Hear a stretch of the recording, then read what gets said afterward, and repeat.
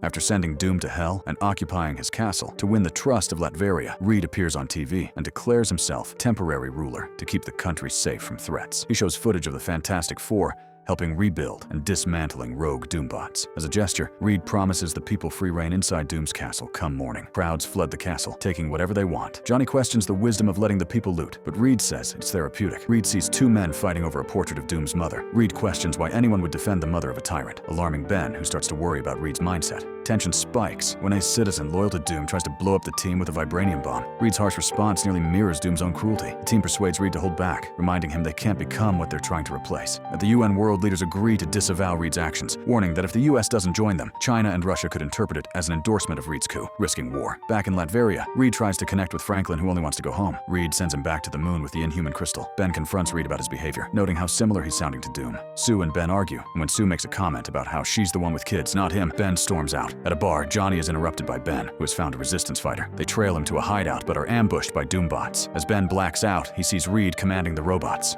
Armies from Hungary, China, Russia, and the US gather at the border, ready to act under the UN's directive against the Fantastic Four's occupation. Reed meets with Nick Fury, who urges him to surrender Latveria and avoid an international crisis. Reed insists he can't risk the UN installing a dictator worse than Doom. He hands Fury a file showing how much progress he's made, but says there's a long way to go before democratic elections. Fury reminds him that the UN has to oversee that transition. He realizes Reed hasn't told Sue about the world's reaction and teleports out, leaving Sue demanding answers.